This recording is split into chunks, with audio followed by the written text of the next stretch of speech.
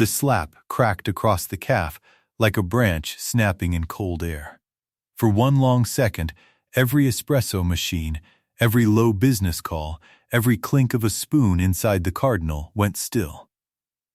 A red mark bloomed high on Marcus Bell's cheek, right below the pale scar that cut across his brow and down past his eye.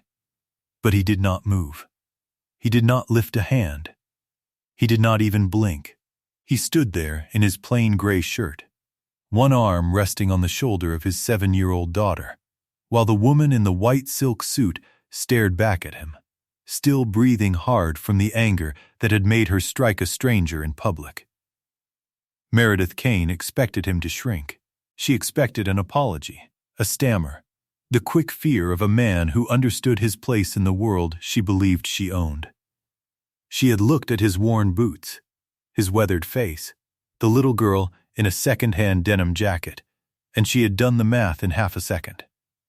She had gotten every number wrong. Marcus only looked at her with a stillness so deep that the room itself seemed to lean back a step. Naya's small fingers curled into his sleeve. "Daddy," she whispered, her voice shaking.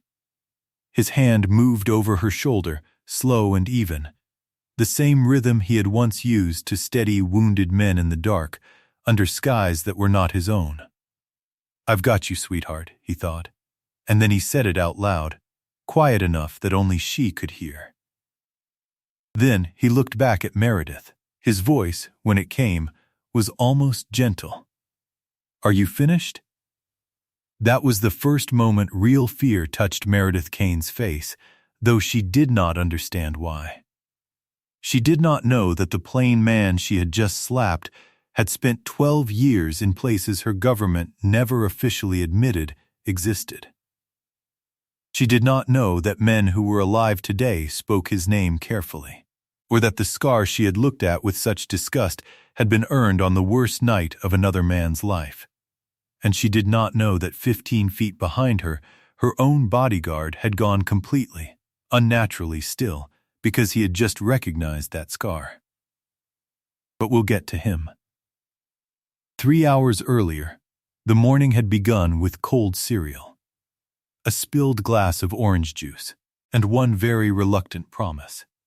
Marcus Bell had not been on a date in a long time. Not since Danny. He had told himself 100 reasons why. Nia needed him, the shop needed him, there was never enough time. But the truth was simpler and heavier than any of them. 3 years ago, his wife had been laughing in their kitchen one moment and gone the next, taken by a burst blood vessel deep in her brain before the ambulance could even reach the driveway. Marcus had held her on the linoleum floor and known, with the terrible certainty of a man who had spent years keeping people alive, that there was nothing his hands could do. That was the one thing that still visited him at night, not the war. So when Renata called, Danny's oldest friend, the only person who still checked on him without making it feel like pity, and said she'd met someone she thought he should have coffee with, Marcus had said no 3 times before he said yes. "You've been holding your breath for 3 years, Marcus," Renata had said. Danny wouldn't have wanted that. You know she wouldn't. He knew. Donnie used to say the bravest thing a strong man could ever do was let someone see him need something. He'd written it down once, inside the cover of a paperback he hadn't opened since. The date was set for 11 o'clock at the Cardinal, a bright, expensive café downtown, all pale marble and slow jazz, and people who spoke softly about money, loud enough to be admired. Marcus did not like places like that. Too many exits to track, too many strangers pretending not to watch each other. But Renata had chosen it, and he was trying. And trying meant walking into rooms you would rather avoid. The problem started at 9. Mrs. Okafor, who watched Nia on weekends, called with a voice full of apology and a grandson in the emergency room with a broken wrist. She was sorry. She was so sorry. Marcus told her not to be, told her to go, told her he'd figure it out. Then he stood in his small kitchen with the phone still warm in his hand and understood he had a choice. cancel the first date he'd agreed to in 3 years, or bring his daughter to it. He looked at Nia, who was at the table drawing a lopsided horse with a purple mane, her tongue poking out in concentration. "Bug," he said. "How do you feel about grown-up coffee and a very fancy hot chocolate?"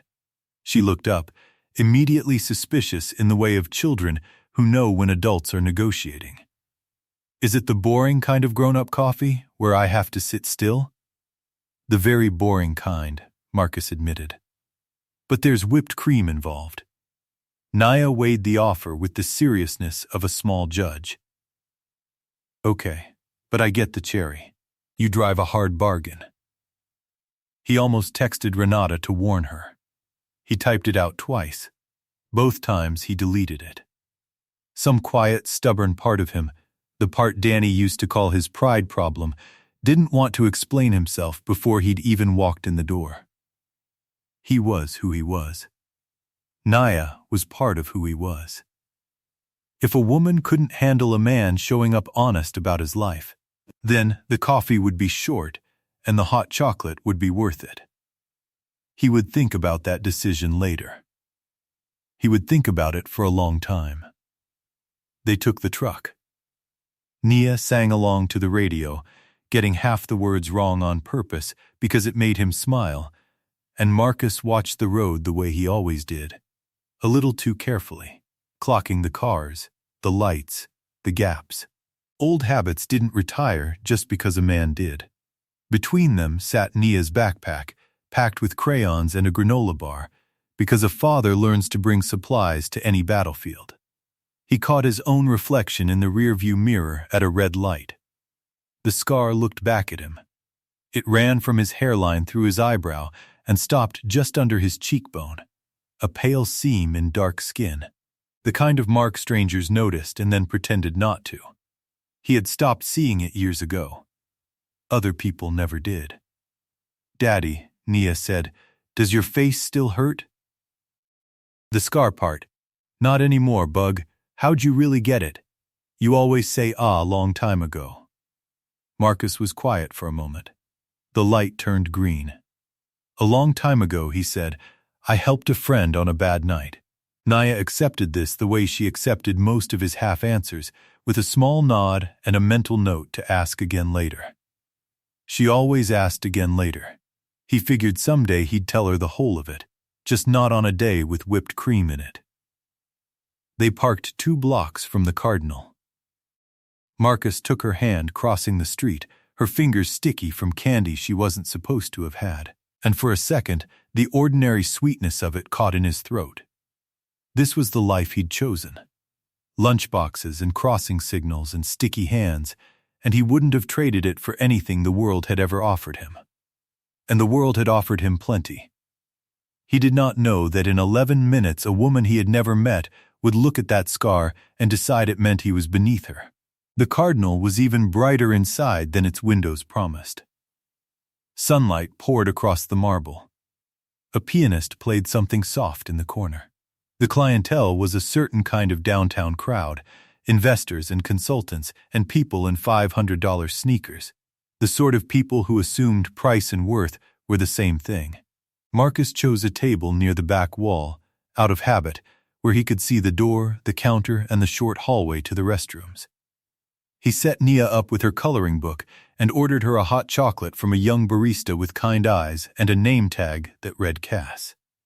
"Extra whipped cream," Cass said, crouching to Nia's level.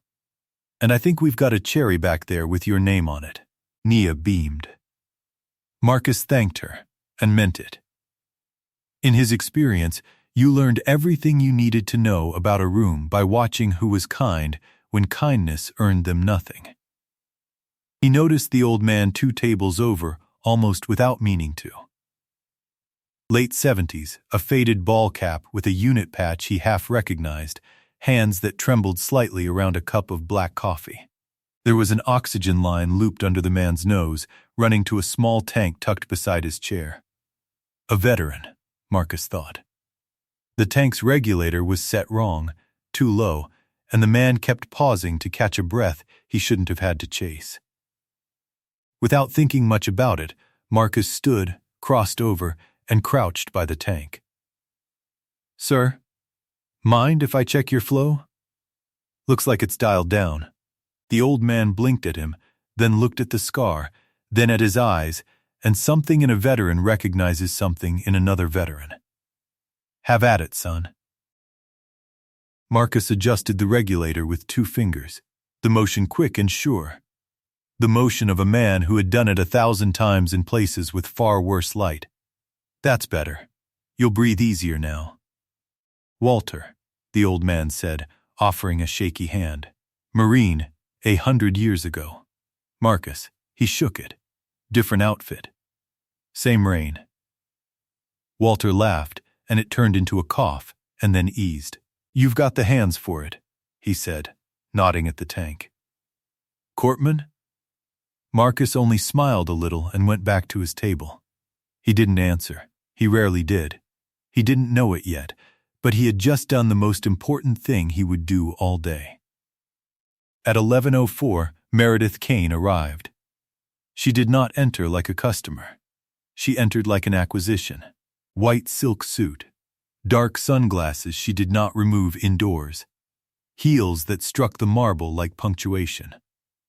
An assistant trailed her with a tablet and the pinched look of someone braced for impact. And behind them both moved a broad, quiet man in a charcoal suit. Her security, whose eyes swept the room in a slow, professional arc before settling into watchfulness by the door.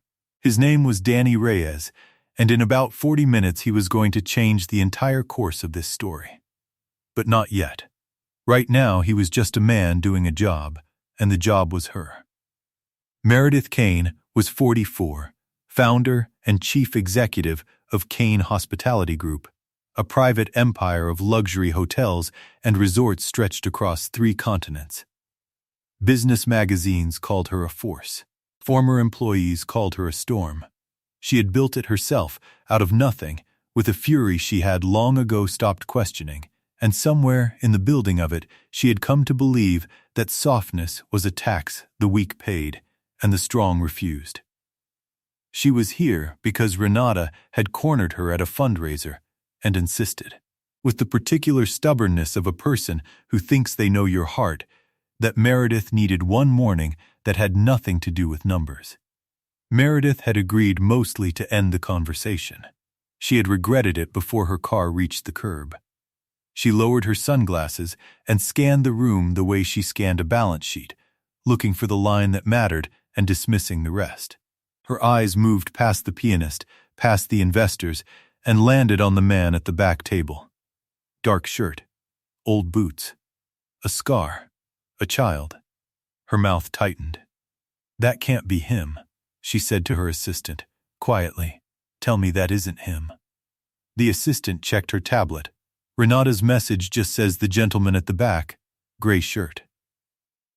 Meredith's heels carried her across the marble. She stopped at Marcus's table, looked down at him and the coloring book and the whipped cream and the little girl, and made no attempt to hide the calculation running behind her eyes. "I think there's been a mistake," she said. "I'm meeting someone. Are you?" A small, cold pause, waiting for a table? "Because the staff usually clears through the side." Marcus set down his coffee. He was not a man who was easily surprised. And he was not surprised now. He had lived his whole life being the thing people did not expect. "Marcus Bell," he said, and stood and offered his hand. "You must be Meredith. Renata's told me almost nothing about you," which I'm starting to think was on purpose. Meredith did not take the hand. She looked at it, the scar on his brow, the plain watch, the child watching her with wide, careful eyes, and the disbelief hardened into something worse. "You're joking," she said. "You brought a child to a first date." "My sitter's grandson broke his wrist this morning," Marcus said evenly. "The choice was cancel on you or bring her. I don't like canceling on people." "Nia, this is Ms. Kane. Naya's got the cherry situation handled, so you and I can talk." "Hi," Naya said. very small. Meredith did not answer the child. She was still standing, still holding her purse against her like a shield, and every table nearby had gone just slightly quieter. The specific quiet of people who have decided to eavesdrop while pretending to read their phones. Renata, Meredith said, half to herself, has lost her mind. She has excellent taste, actually, Marcus said, and there was the faintest warmth under it, an offered exit ramp, a chance for the morning to soften. Sit down. 10 minutes. If you hate it, I'll walk you to your car and tell Renata it was my fault. For 1 second, Marcus saw it. Meredith almost sat. Some tired, buried part of her, the part that had agreed to this in the first place, reached toward the chair. Then a man at the next table chuckled at something on his phone, and Meredith felt the eyes of the room, and pride killed the impulse the way it always had. She did not sit. I don't know what she was thinking, Meredith said, and now her voice climbed, deliberately, meant to be heard, meant to reestablish the order of things she'd felt slip for half a heartbeat. Look at you. Look at this. A man who can't afford a sitter, dragging his kid to beg for a free coffee off a woman he found on the internet. I run a company that employs 9,000 people. Do you have any idea the kind of morning you've cost me? Nia's crayon stopped moving. Marcus felt it before he heard it, the small hitch in his daughter's breath, the way her shoulders drew in. He had seen men twice her size fold under less. He turned, just slightly, and put himself between the child and the words, the way another man might step in front of a swung fist. Miss Kane, his voice dropped, low and level, and it did not rise once. You can say what you want about me. I've been called worse by better. But you're going to lower your voice, and you're not going to talk about my daughter like she's a mistake I made. She can hear you.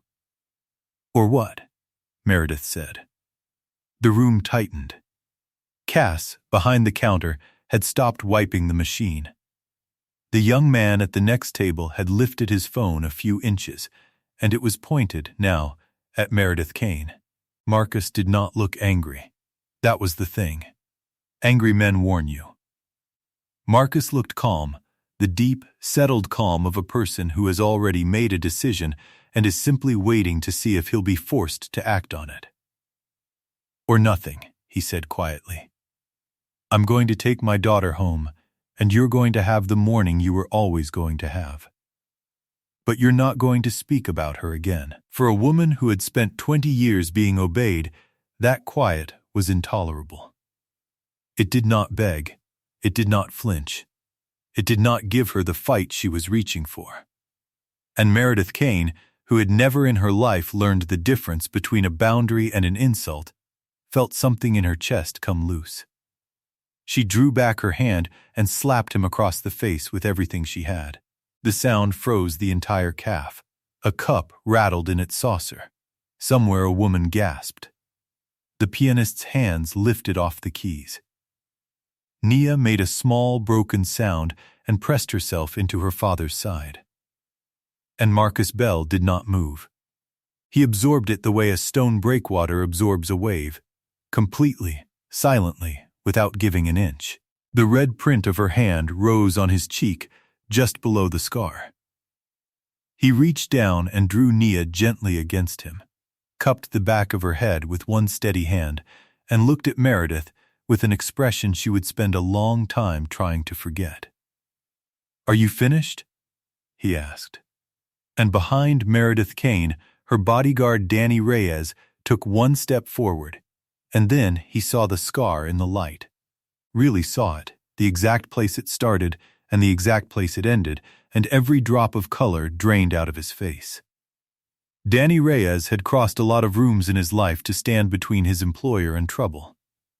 He had done it in hotel lobbies and parking garages, and once on a rooftop in a country he wasn't supposed to have been in. His body knew how to move before his brain finished the thought.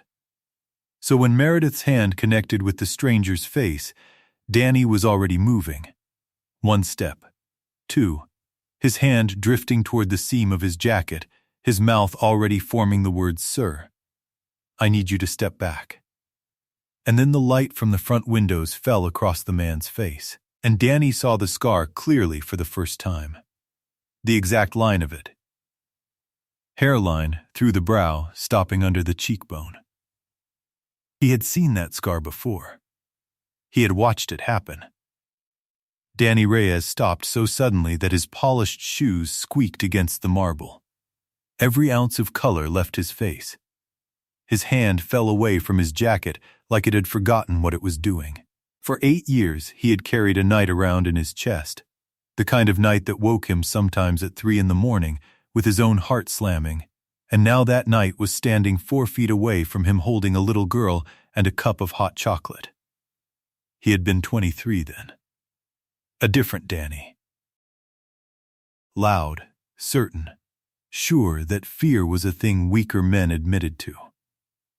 His convoy had been hit on a road that wasn't supposed to be a problem, and in 9 seconds the world had become fire and noise and the specific animal terror of being pinned with no cover and no plan. He remembered the ringing in his ears.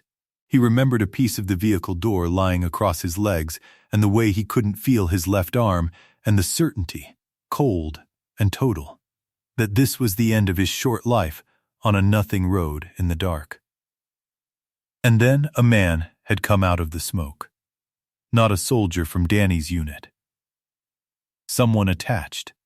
Someone from a different world. The kind of quiet operator who showed up where the fighting was worst and left before anyone learned his name. He had crossed open ground under fire that should have killed him 3 times over, dragged Danny out from under the door, pressed a dressing into a wound Danny hadn't even known he had, and kept talking the whole time in a low, steady voice. "Stay with me, you're not done. Look at me. You're not done," while rounds cracked past both of them. A piece of shrapnel had come off the truck and opened the man's face from hairline to cheek.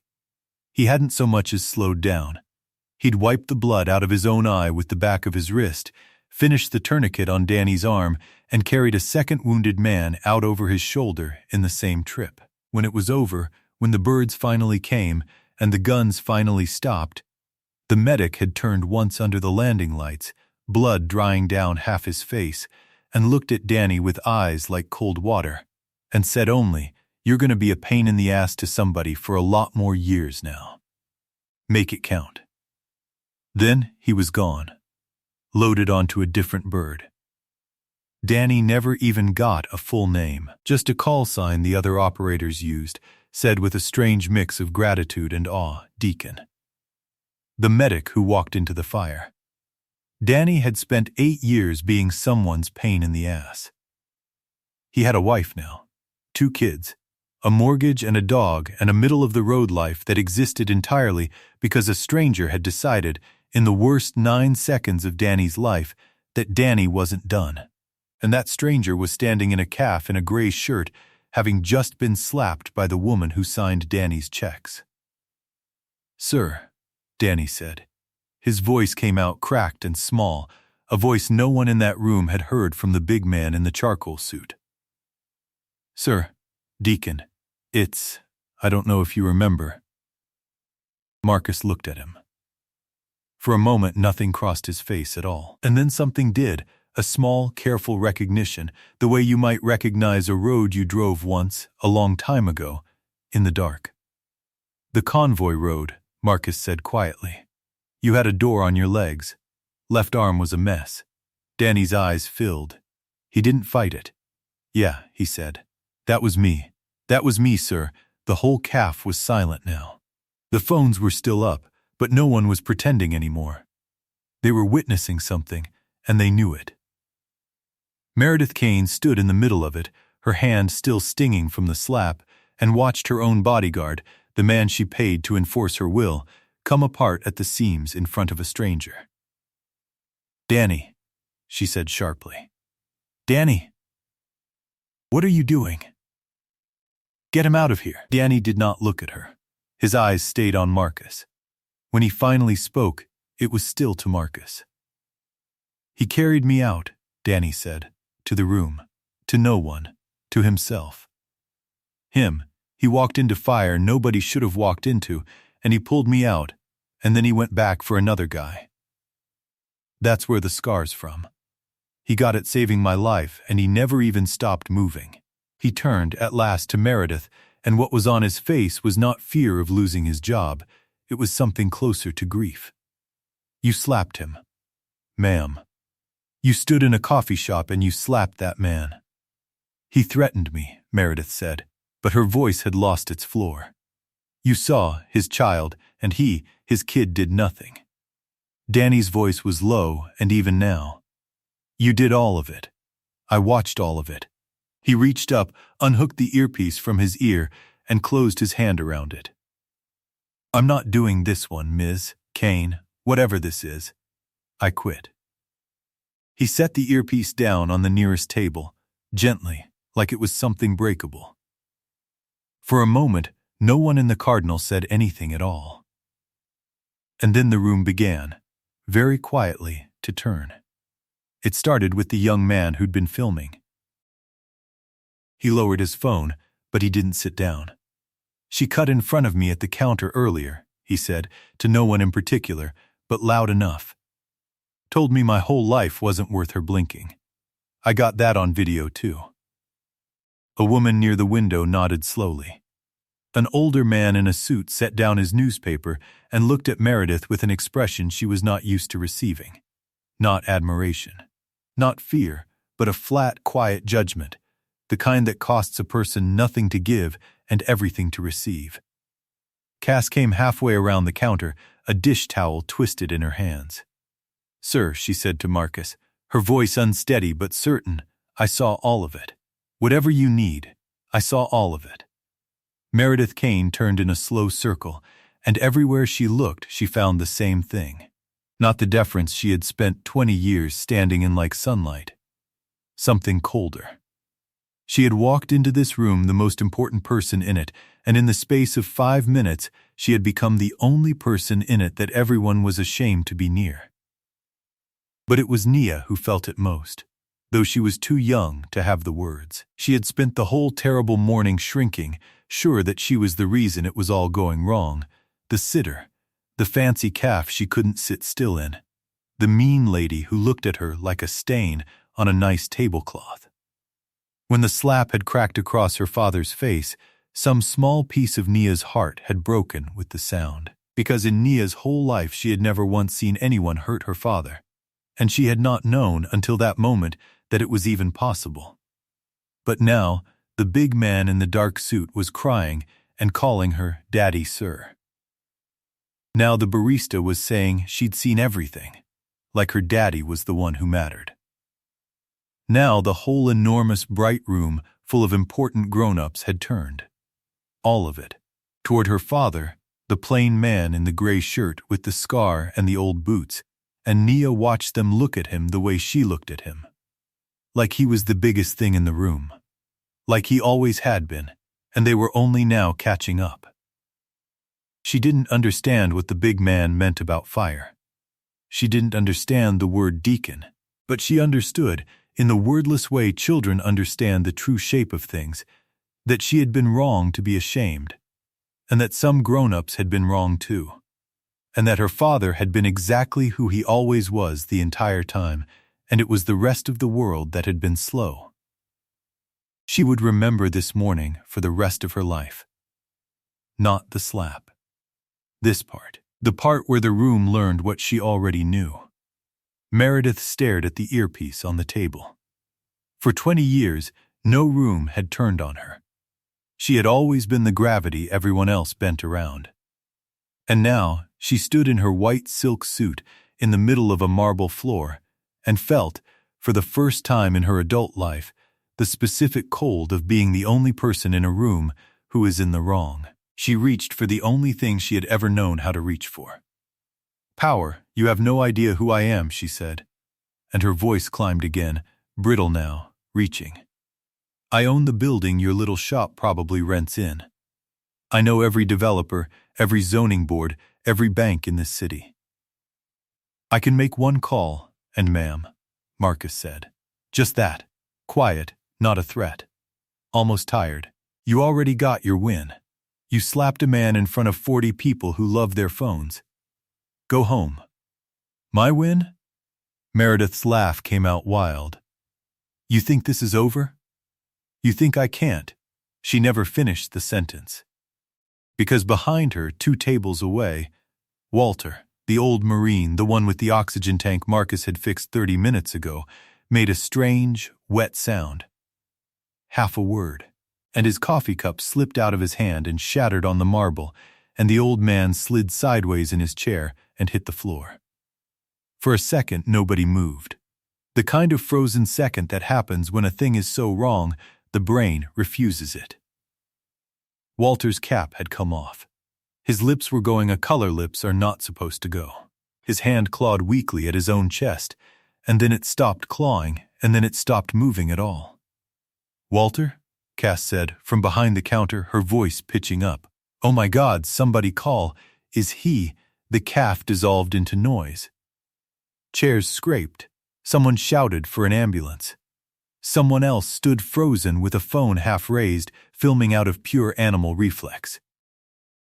Meredith Kane took a step back from the fallen man, her hand over her mouth, useless, and for once, completely silent. Because money could not fix this, and she knew it. And in the middle of all of it, Marcus Bell was already moving. He knelt and put his mouth close to Nia's ear. Bug. I need you to be brave for me for 1 minute. Okay? You're gonna go with Cass. You're gonna hold her hand and count to 100, and I'll be right there. Daddy, Nia's eyes were huge. Daddy, is the old man, I've got him, Marcus said. That's my job, Bug. That's what these hands do. Go with Cass. Count for me. Cass came around the counter and took Nia's hand, her own hands shaking. Marcus stood, and there was something different in him now. Not the calm of a man absorbing an insult, but the sharp, terrible focus of a man walking back into a place he knew better than anyone in that room. He crossed to Walter in 3 steps, dropped to his knees on the wet marble, pressed 2 fingers to the old man's throat, and went still, listening to a body the way most people never learn to listen to anything. The whole calf was watching the plain man in the gray shirt, the one the billionaire had just slapped, the one she'd called a beggar, the one nobody in that room would have looked at twice 10 minutes ago. Marcus looked up, and his voice cut through the noise, clear and absolute. He's not breathing, and there's no pulse. I need that ambulance now, and I need everyone to give me room. Then he laced his fingers together over the old man's chest.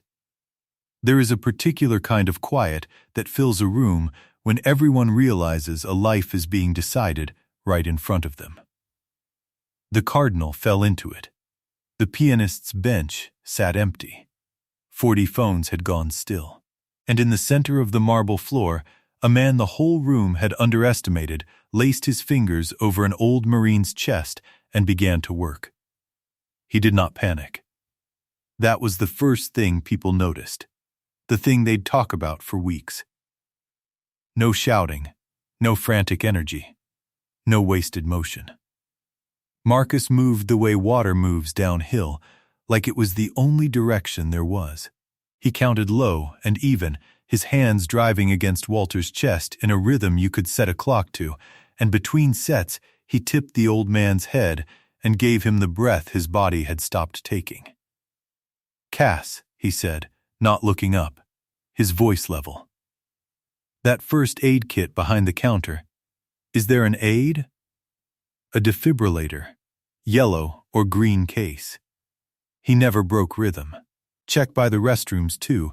Places like this usually have one and never know it. Cass ran. Nia stood pressed against the counter, both hands over her mouth, counting under her breath the way her daddy had told her to, and she watched her father the way you watch the sunrise, like something you don't have words for yet. Come on, Walter, Marcus said quietly, to the old man, not to the room. You told me 100 years. That's not 100 yet. Stay with me. You're not done. You're not done. Danny heard those words from 4 feet away and had to grip the edge of a table, the exact words a stranger had said to him on a burning road 8 years ago, and understood, finally, that this was simply who the man was. Not a legend. Not a story. Just a man who walked toward the people everyone else backed away from, and did not stop. Cass came sprinting back with a green case. Marcus popped it open one-handed, still compressing with the other, peeled the pads, and pressed them to Walter's chest in the exact spots without hesitation. The practiced economy of a man who'd done this in worse rooms. In the dark, with the world on fire around him, the machine spoke its flat instructions. Marcus lifted his hands. Clear, everyone leaned back as if he'd pushed them. The old man's body jumped. Marcus was back on his chest before the machine finished its sentence, counting, driving, breathing for a man who could not breathe for himself. 30 compressions. 2 breaths. Again, his scarred face was calm and dripping with sweat, and his eyes never left Walter's, and the whole gleaming, wealthy, self-important room stood around him in absolute silence and understood that not one of them could have done what this man was doing. Not with all their money, not with all their titles, not with anything they had spent their lives believing made them important. "Come on," Marcus breathed. "Come on, Marine," and Walter coughed. It was small and wet and ragged, but it was a breath, a real one, drawn by the old man himself, and then another, and then his chest lifted on its own. His eyelids fluttered. A hand that had been dead 30 seconds ago twitched and found the sleeve of the man kneeling over him and held on. The calf made a sound like the whole room exhaling at once. Someone started crying. Cass had both hands pressed to her mouth. The old man's watery eyes found Marcus's face and focused, and something ancient passed between the two veterans. "You've got the hands for it," Walter whispered, the same words as an hour before. "Corpman, something like that," Marcus said, and for the first time all morning the corner of his mouth moved. "Easy now. Ambulance is almost here. You're gonna be a pain to somebody for a lot more years." The sirens were close now. Marcus stayed on his knees on the wet marble, one hand steady on the old man's shoulder until the doors banged open and the paramedics rushed in. He gave them the report in 10 flat, clean seconds. Downtime, rhythm, the shock, the return. The way a man hands off something precious to people he trusts. The lead medic listened, nodded, and looked at Marcus with the respect one professional gives another. "You did everything right," she said. "You kept him alive. That's on you." Marcus just nodded, stood up, knees soaked, shirt ruined, and turned to look for his daughter. Naya hit him at a run and wrapped both arms around his leg like she was never letting go. He crouched and pulled her into his chest, and she pressed her face into his neck, and he felt her small heart going like a bird's. "You saved him," she whispered. "Daddy, you saved him. We're gonna go home now, Bug," he said into her hair. "You did so good. You counted the whole time. I heard you." He stood with her in his arms and finally, for the first time since the slap, he let himself look at Meredith Kane. She had not moved. She'd watched the whole thing, the compressions, the shock, the breath, the old man's hand finding his sleeve, and something had happened in her face that had never happened there before. The hardness was gone, and in its place was something raw and very young. She looked at Marcus, at his ruined knees, at the scar she'd sneered at an hour ago, and she was beginning, at last, to understand what she'd done, that she had slapped hands that saved lives in front of his child. She opened her mouth. No sound came out. Marcus held her eyes for a moment. He didn't gloat. He didn't smile. There was no triumph in him at all, because triumph had never been what brought him across that floor. He simply looked at her, tired and steady, and then he turned, and carried his daughter out into the sunlight. He did not look back. But he had learned a long time ago that consequences don't end just because a man walks away from them. By that evening, the video was everywhere. At first, the headlines used the easy words, "Billionaire CEO slaps single dad at Café." People clicked for the slap, but the videos didn't stop there. They kept rolling, through the bodyguard breaking down, through the old man hitting the floor, through the plain man in the gray shirt kneeling on the marble and pulling a stranger back from death with nothing but his 2 hands and a machine he found behind the counter. And that was the part that traveled. That was the part that made people stop scrolling. The dad she slapped saved a man's life 90 seconds later. Veterans found the video and recognized things in it that civilians couldn't. The economy of his movements, the calm, the words "you're not done." They didn't share his secrets because there weren't any to share, but they filled the comments with a kind of quiet reverence that changed the whole tone of the thing. That's a combat medic. That's a man who's done that under fire. Whoever you are, sir, thank you. For Meredith Kane, the world she'd built began to feel the weight of it. Partners paused deals pending review. Her own board, which had tolerated her cruelty for years because it came wrapped in profit, discovered a sudden concern for her judgment now that it came wrapped in a video with 40 million views. Nothing collapsed all at once. Empires rarely do. But something had cracked, and she could feel the cold coming through. Marcus learned most of this from Danny, who called that night, not to gossip, but to check on him, and to say, in a voice that still caught, that he'd spent 8 years wishing he could say thank you, and that he was sorry it had to happen like this. "You already said thank you," Marcus told him. "You went and had a whole life. That's the thank you." Marcus's first instinct was to disappear. Old training. Control the exposure. Keep Nia away from the cameras. But that night, while his daughter sat at the kitchen table, drawing a man in a gray shirt beside an old man with a ball cap and a heart in red crayon over his chest, Marcus stood at the sink and understood something heavier than any of it. Nia had watched a powerful adult be cruel and lie about it. And she had also watched a room full of strangers find their courage, watched a bodyguard tell the truth at the cost of his job, watched her father refuse to strike back and then kneel down and save a life in front of the very people who doubted him. That was the thing that mattered. Not the video. The lesson. "Daddy," Nia said from the table, without looking up, "was that lady bad?" Marcus dried his hands slowly. Danny would have known how to answer this. Danny had always been better with the soft, true things. He crossed the kitchen and sat down across from his daughter.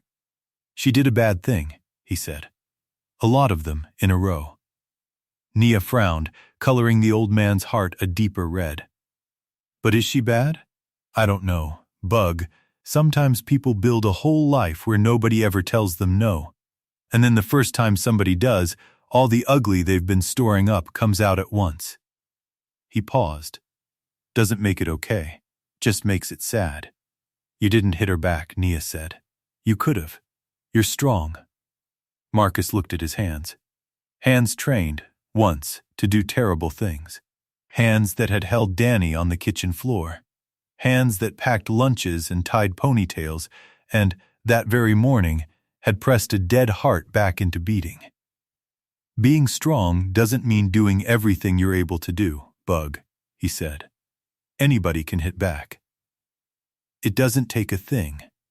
The hard one, the one that actually takes something, is choosing what not to do, especially when somebody's watching who you'd do anything for." Nia thought about that with the enormous seriousness children give to things adults have made complicated. Like not eating all the cookies even though you could. Marcus laughed, and it surprised him, and it felt good. Exactly like that. That's exactly it. She smiled, satisfied, and went back to her drawing, and the day, at last, became a day he could survive. Meredith Kane came to the shop 9 days later. Marcus ran a small repair and restoration place off a side street. Clocks, radios, old furniture. The kind of broken things people couldn't bear to throw away.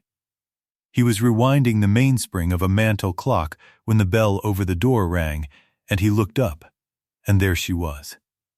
No white suit, no sunglasses, no assistant, no security, no armor at all. Just a woman in a plain dark coat who looked smaller than she had on the marble floor, and older, and awake in a way she hadn't been before. "I wasn't sure you'd let me in," she said. "Doors unlocked during business hours," Marcus said. He set the clock down, but didn't come around the counter. He wasn't cold. He just wasn't going to pretend. Meredith stood in the middle of his shop, surrounded by 100 broken things patiently waiting to be made whole, and for a moment she couldn't seem to find the start of what she'd come to say. "I've watched it," she said finally. "The video. More times than is healthy. I keep waiting for the version where I'm not the..." She stopped. "There isn't one. I decided who you were before you said a word, and I was wrong about every part of it, and then I hit you. In front of your little girl. I ran companies on speeches, and I don't have one for this." Marcus was quiet. "I'm not here for forgiveness," Meredith went on, her voice steady even as her hands were not. "I don't think I've earned the right to ask. I'm here because your daughter watched me be the worst version of a person, and I couldn't stand the idea she'd think the world just lets that happen. So I'll say it to your face. I'm sorry. Not because it cost me anything, because it hurt her, and because I was the kind of person who needed a man to nearly die on the floor before I could see what was standing right in front of me." It was, Marcus thought, the first honest thing she had said in his presence. Honesty has a particular sound. He'd learned to recognize it in every language he'd ever heard fear spoken in. "Walter's home," he said, after a while. "Bypass surgery. He's ornery about the food. He asks about you, actually. Wanted to know if the suit lady was okay." Something broke in Meredith's face. Gently. "He asks about me? He's a better man than most. It's contagious, if you're around it enough." Marcus came around the counter, finally, and looked at her. Not with warmth, not with friendship, but with something honest of his own. "I'm not going to tell you it's all right. Because it wasn't. And my daughter would know I was lying. But I'll tell you what I told her. Sorry isn't the end of anything, it's just the first true thing. What you do after it is the whole rest of it." Meredith nodded, and her eyes were wet, and she didn't wipe them. "My wife used to say the bravest thing a strong person can do is let somebody see they need something," Marcus added, and he didn't know why he was telling her, except that maybe some doors are worth opening once. You spent a long time making sure nobody ever saw that in you. It's a hard way to live. I'd know. He glanced at a framed photo behind the counter, a woman laughing in a kitchen, caught forever. "She used to tell me to meet folks where they are, not where they're standing. You were standing somewhere pretty low the other day, but that's not always where a person is." Meredith left a while later without any of the things she'd walked in with. No armor, no certainty, no belief that she was the most important person in any room. She resigned 2 weeks later, signed it herself before the board could push her, and quietly funded a wing of a veterans rehabilitation center with no press release and no plaque. Just the money and a note that read only, "For the ones who run toward the fire." People said it was image repair. Maybe some of it was. People rarely turn all the way around at once, and grace isn't a magic trick. But it starts, sometimes, on a marble floor. When a person watches the thing they look down on turn out to be the only thing in the room that mattered. Months later, people still told the story like it was about the slap.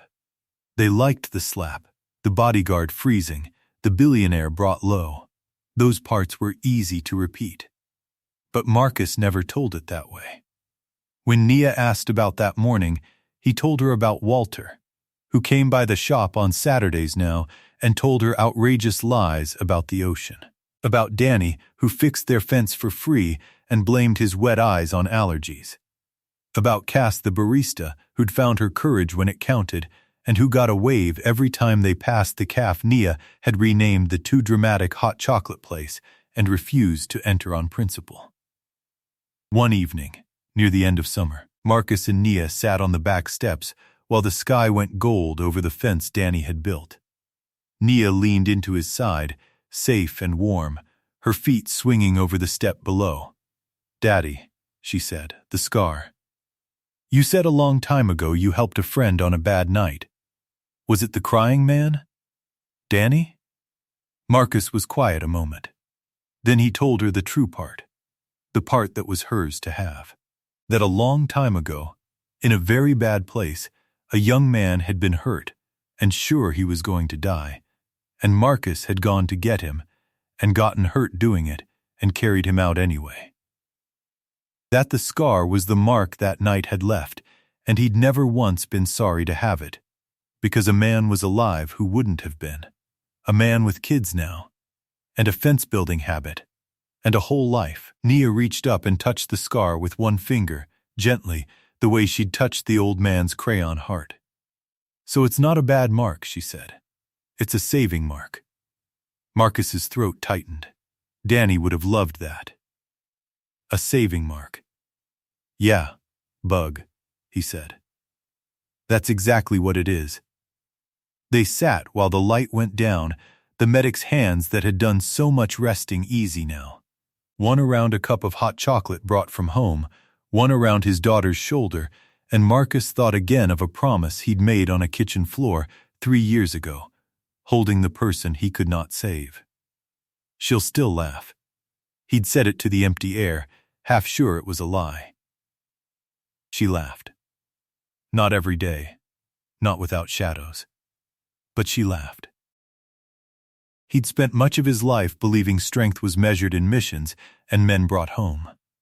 That morning had taught him a different measure, the strength to stand between cruelty and a child without becoming cruel, the strength to take an insult and not pass it down, the strength to let a room see the truth and trust that the truth, given enough silence, will stand up for itself, and the hardest one, to kneel down for a stranger who'd have walked right past you and save his life, not because anyone was watching, but because your hands know what they're for.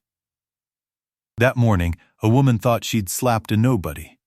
Instead, she'd slapped a man who would spend the next few minutes proving, without raising his voice once, exactly who the nobody in that room really was. And a little girl watched the whole world catch up to what she'd known all along, that her father was the biggest man in any room he walked into, scar and all, and always had been.